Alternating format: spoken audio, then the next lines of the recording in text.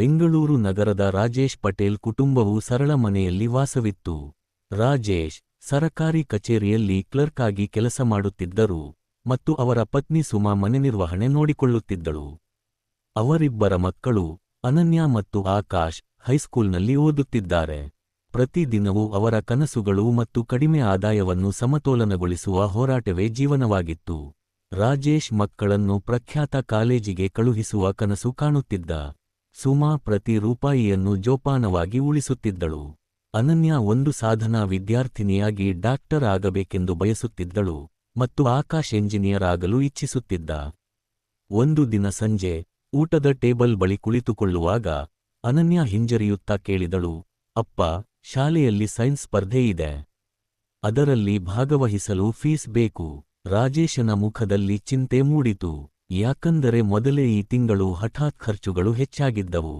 ಸುಮಾ ಮಧ್ಯಪ್ರವೇಶಿಸಿ, ಚಿಂತೆ ಬೇಡ ಅನನ್ಯ, ನಾವು ವ್ಯವಸ್ಥೆ ಮಾಡುತ್ತೇವೆ ಎಂದಳು. ಆ ರಾತ್ರಿ ಸುಮಾ ತನ್ನ ಚಿಕ್ಕ ಉಳಿತಾಯದ ಬಾಕ್ಸ್ ತೆಗೆದುಕೊಂಡು ಅದರಲ್ಲಿ ಇಟ್ಟಿದ್ದ ಹಣ ಎಣಿಸಿದರು. ತನ್ನ ಹೊಸ ಸೀರೆ ತೆಗೆಯುವ ಯೋಜನೆಯನ್ನು ಮಗಳ ಕನಸುಗಳಿಗೆ ಬಲಿಕೊಡಲು ನಿರ್ಧರಿಸಿದಳು. ಮರುದಿನ ರಾಜೇಶ್ ತನ್ನ ಮಗಳಿಗೆ ಹಣ ಕೊಟ್ಟರು. ಅವಳ ಮುಗುಳ್ನಗೆಯಿಂದ ಅವರ ಮನದಲ್ಲಿ ಹೆಮ್ಮೆಯ ಹೊಳೆ ಹರಿಯಿತು. ಆಕಾಶ್ ತನ್ನ ಪೋಷಕರ ತ್ಯಾಗಗಳನ್ನು ಗಮನಿಸಿ ಟ್ಯೂಷನ್ ಪ್ರಾರಂಭಿಸಿ ಮನೆಯ ಆದಾಯಕ್ಕೆ ಸಹಾಯ ಮಾಡುವ ನಿರ್ಧಾರಕ್ಕೆ ಬಂದನು.